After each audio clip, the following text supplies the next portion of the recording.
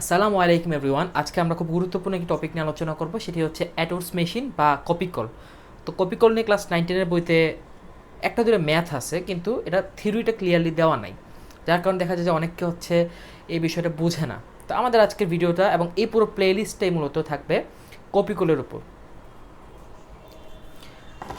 তো তোমরা দেখতে পাচ্ছ এখানে একটা এরকম গোল মেশিন দ্বারা দুইটা ভর ঝুলিয়ে দেওয়া হয়েছে, একটা হচ্ছে এ, একটা হচ্ছে বি। তো আমি বলে দিলাম যে এর মধ্যে এম এ যেটা, অর্থাৎ এ বস্তুর ভর হচ্ছে 10 কেজি আর বি বস্তুর ভর হচ্ছে 12 কেজি। ওকে, এখন আমাকে বের করতে বলছে পুরো সিস্টেমের ত্বরণ এ ইকুয়ালস হোয়াট, এবং এদের সুতার টান আছে, সুতা সুতা যেহেতু আছে সুতার টানও থাকবে, সুতার টান টি ইকুয়ালস হোয়াট। তো তোমরা ভিডিওটা পজ করে নিজেরা একটু চেষ্টা করো আগে সলভ করার, তারপর সলিউশনটা দেখে নিবা। তাহলে চলো আমরা সলিউশনটা দেখি।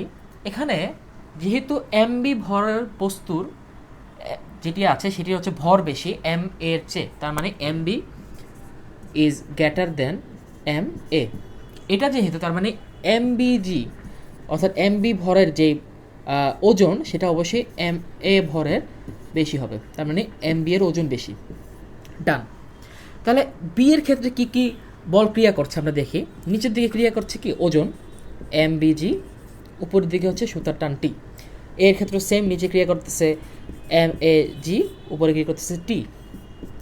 এখন দেখো যেহেতু বি ভরের বি এর ভর বেশি, তার মানে তার ওজন বেশি, তার মানে এই যে এম বিজি এটা হচ্ছে এম এ জির চেয়ে বেশি বড়। তার মানে পুরো সিস্টেমটা কীভাবে ত্বরিত হবে, এভাবে। তার মানে সিস্টেমটা যাবে হচ্ছে এভাবে, মানে বি বস্তু নিচে যাবে, এ বস্তু উপরে যাবে। যেহেতু বি বস্তুর ভর বেশি, তার ওজন বেশি, তার এই ফোর্সটা বেশি, তার মানে জিনিসটা নিচের দিকে যাচ্ছে। পুরো সিস্টেমটা মানে এই কপিকলটা ঘুরবে হচ্ছে এইভাবে, এইভাবে ঘুরবে, ঠিক আছে, এইভাবে করবে। তার মানে তার ত্বরণটা হবে এইভাবে, তার মানে ত্বরণ হচ্ছে এদিকে, আর এর ক্ষেত্রে ত্বরণ হচ্ছে উপরের দিকে। তো যেহেতু এটা এ পজিটিভ এ, আমি এটাকে নেগেটিভ এ ধরতে পারি, ঠিক আছে। তো এখন আমি যদি বি বস্তুর জন্য কি কি বল ক্রিয়া করতেছে টোটাল সেটা চিন্তা করি, তাহলে কি হয় দেখো। আমি যদি বি বস্তুর ক্ষেত্রে চিন্তা করি, এটা হচ্ছে আমার বি বস্তুটা, নিচে ক্রিয়া করতেছে কি এমবিজি, উপরে ক্রিয়া করতেছে কি টি। ওকে, আর ফাইনালি বস্তুর ত্বরণ হচ্ছে কি নিচের দিকে, তার মানে ফাইনাল ত্বরণ হচ্ছে নিচের দিকে এমবিএ। তাহলে এই পুরো জিনিসটাকে আমি সমীকরণ আকারে লিখতে পারি চাইলে। যদি আমি এখানে ইকুয়েশন আকারে লিখি, equation for M A, sorry M B, sorry M B, তাহলে হচ্ছে এম বি জি মাইনাস হচ্ছে টি, ঠিক আছে। যেহেতু আমি নিচের দিকে পজিটিভ ধরতেছি, তাহলে উপরেরটা অবশ্যই নেগেটিভ হবে, সেই হিসেবে হচ্ছে এম বি জি মাইনাস টি, ঠিক আছে। আর এম বি এ এটা হচ্ছে নিট ফোর্স, আমার নিট যে বলটা, পুরো কাহিনীর পরে আমি যে নিট বলটা পাচ্ছি এম বি এর ক্ষেত্রে সেটা হচ্ছে কি এম বি এ। তাহলে এই পুরো জিনিসটা পরে ফাইনালি আমার রেজাল্টেড আসবে কি M B A, M B A. আমি চাইলে এটাকে 1 নং সমীকরণ দিতে পারি। এবার আমি এম এর ক্ষেত্রে চিন্তা করি, এ বস্তুর ক্ষেত্রে চিন্তা করি। এটা হচ্ছে এ বস্তু, নিচের দিকে ক্রিয়া করবে এম এ জি, উপরের দিকে ক্রিয়া করবে হচ্ছে টি, আর ফাইনালি জিনিসটা যাচ্ছেও কিন্তু উপরের দিকে, তাই না। তাহলে এম এ এ, তাহলে পুরো সিস্টেমের যে ত্বরণ হচ্ছে সেটা হচ্ছে উপরের দিকে, সরি এ বস্তুর ক্ষেত্রে ত্বরণ হচ্ছে উপরের দিকে, ঠিক আছে। এখন খেয়াল করো এখানে আমার ত্বরণ হচ্ছে উপরের দিকে, যে দিকে ত্বরণ হচ্ছে আমি ওই সাইডটাকে পজিটিভ ধরে নেব, তাহলে এটা হচ্ছে আমার পজিটিভ অ্যাক্সিস, মানে উপরের দিক হচ্ছে আমার পজিটিভ।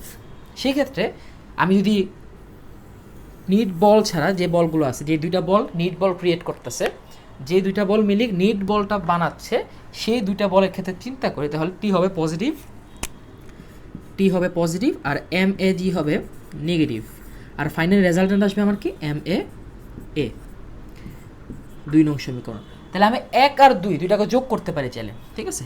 1 প্লাস 2 যোগ করলে দেখবা এখানে টি আর এখানে টি দুটো ক্যান্সেল আউট হয়ে যাবে, তাহলে থাকবে কি M B G minus M A G equals হচ্ছে M A plus M B A. এখান থেকে আমি ত্বরণ, পুরো সিস্টেমে ত্বরণ পেয়ে যাচ্ছি এ, সেটা হচ্ছে কি M B G minus M A G divided by M A plus M B. এটা হচ্ছে আমার ত্বরণ, মানে এটা হচ্ছে আমার অ্যান্সার। তো এর মানটা আমি চাইলে 1 নং সমীকরণ বা 2 নং সমীকরণ যেখানে বসাই দিই, আমি কিন্তু সেখান থেকে টি এর মান পেয়ে যাব, সুতার টানার মান পেয়ে যাব।